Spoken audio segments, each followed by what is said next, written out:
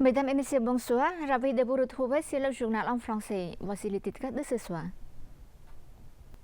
La Banque nationale du Cambodge a le 17 décembre 2025 lancé officiellement sa stratégie de développement du secteur financier 2025-2030. La stratégie de développement du secteur financier 2025-2030 est un document qui a été mis à jour pour la 4e fois depuis sa première publication en 2001 avec l'assistance technique de la Banque asiatique de développement afin de répondre à l'évolution constante du contexte économique et financier. Ce document stratégique vise à promouvoir le développement économique en bâtissant un système financier résilient, diversifié, adaptable et innovant. Ses principaux objectifs sont les suivants: promouvoir l'inclusion financière, renforcer la stabilité financière, améliorer l'infrastructure des marchés financiers et encourager l'utilisation des technologies émergentes dans tous les piliers du secteur financier. Dans son discours d'ouverture lors de la cérémonie du lancement de cette stratégie, Son Excellence Akep Badat Sapicha Onpamniruat, vice-premier ministre et ministre de l'économie et des finances, a déclaré que dans le cadre de sa mission visant à guider le Cambodge vers la vision 2050, le gouvernement royal a défini un programme politique pour poursuivre ses efforts en matière de renforcement de la résilience dans 5 domaines clés: 1. Résilience des institutions publiques. 2. La résilience de l'économie. 3. La résilience de la société et de la population. 4. La résilience du système financier. Et 5. La résilience de l'environnement et du climat.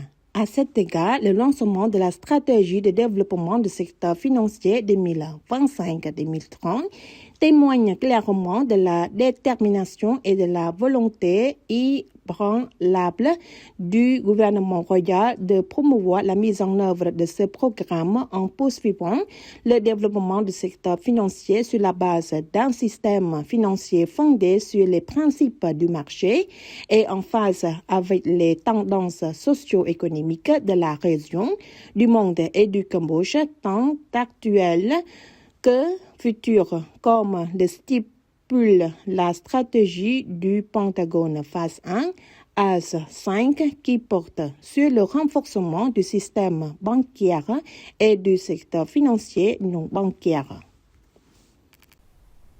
Son Excellence Vongsa Visot, vice-premier ministre permanent, ministre chargé du Conseil des ministres et président du comité directeur pour la réforme juridique, a présidé une réunion sur l'élaboration d'un code commercial pour le Cambodge.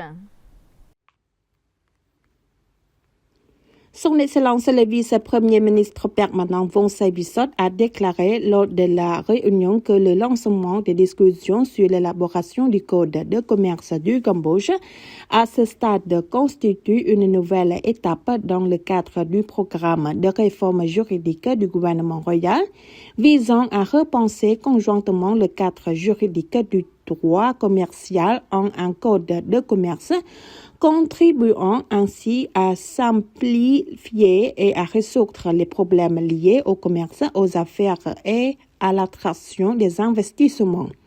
Cette initiative principe également à faciliter les procédures, réduire les coûts et les délais, créer un environnement concurrentiel, équitable, augmenter les revenus et la valeur ajoutée et favoriser la croissance économique. La réunion a mené des discussions approfondies sur le cadre juridique, le contenu et la rédaction, ainsi que sur le processus de codification du code de commerce. Elle a également souligné la nécessité de l'élaboration du code de commerce du Cambodge. Le gouvernement royal du Cambodge a lancé une grande campagne de recensement des fonctionnaires dans les établissements d'enseignement et les organismes de santé publique, une étape stratégique visant à moderniser l'administration publique pour la rendre plus transparente et ciblée. La campagne de recensement a officiellement débuté sous la présidence de son Excellence Honmani, vice-premier ministre et ministre de la fonction publique, de son Excellence Bandar Saphecha Hongchunaron, vice-premier ministre et ministre de l'Éducation, de la Jeunesse et des Sports, et de son Excellence Chiengra, ministre de la Santé. Le recensement a été mené dans deux localités cibles, le secteur de l'éducation au sein du quartier de Donping et le secteur de la santé au sein du bureau de santé du district de Chatumong. Son Excellence le vice-premier ministre Honmani a déclaré que l'objectif principal du recensement est de recueillir des données sur le nombre réel d'argent en poste dans chaque organisation. Ces données constitueront un élément essentiel pour remédier à la pénurie d'argent, identifier les besoins réels afin d'organiser des concours de recrutement ciblés pour des postes supplémentaires, renforcer l'administration publique pour assurer une utilisation optimale des ressources humaines et améliorer les services et la qualité des services d'éducation et de santé au niveau local pour les citoyens. Son Excellence Chiengra, ministre de la Santé, a exhorté tous les services de santé du pays à renforcer leur coopération afin d'assurer le bon déroulement de ce recensement et d'obtenir des résultats aussi précis que possible. Son Excellence Bandar Saphecha Hongchunaron, ministre de l'Éducation, de la Jeunesse et des Sports, a pour sa part déclaré que le renforcement de l'administration publique grâce à ce recensement constitue un catalyseur essentiel pour le développement durable de l'économie et de la société cambodgienne.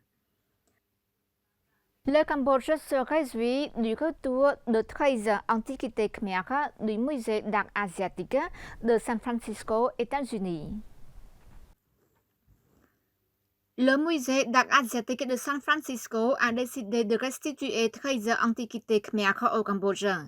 Cette décision fait suite au vote unanime de la Commission des arts asiatiques le 24 septembre 2025 qui a établi que ces 33 antiquités khmères exceptionnelles avaient été exportées illégalement du Cambodge en violation du droit fédéral sur la base de preuves recueillies par l'Agence américaine de sécurité intérieure, HSA, notamment l'équipe de recherche cambodgienne et l'équipe du musée d'art asiatique, a annoncé le ministère de la Culture et des Beaux-Arts dans un communiqué de presse rendu public le 17 décembre 2025. Parmi ces 13 objets figurent des statues de dieux, des divinités masculines, des sculptures de lions et des ornements de temples. L'analyse des preuves a permis aux experts du musée et aux enquêteurs de déterminer que ces objets étaient liés au réseau du Douglas Latchford qui les a fait sortir clandestinement du Cambodge pendant la guerre civile et l'insécurité, a poursuivi le communiqué. L'objectif Dr. Phương Sakona, ministre de la Culture et des Beaux-Arts, a salué la décision du musée d'art asiatique, affirmant que les objets restitués font partie intégrante du patrimoine culturel et de l'entité cambodgienne. Leur restitution contribue non seulement à restaurer la mémoire culturelle, mais aussi à penser les plaies psychologiques laissées par des décennies de guerre et la perte du patrimoine culturel national. Elle a également souligné l'importance de la transparence quant à la provenance des objets. Le ministère tient à remercier le musée d'art asiatique pour sa transparence et le partage d'informations avec le Cambodge concernant la provenance des objets et les documents s'y rapportant. Cette transparence est essentielle pour nous, permettre de faire la lumière sur l'histoire de ces biens culturels et de rendre justice dans cette affaire. Lorsque toutes les institutions concernées partageront ouvertement et honnêtement les preuves et les informations relatives à la provenance, cela contribuera à faire progresser les efforts de restauration du patrimoine culturel sacré du Cambodge, propriétaire de ces objets. C'est la fin de notre journal. Merci pour votre fidélité au journal en français. Bonne suite de programme sur TVK et à demain.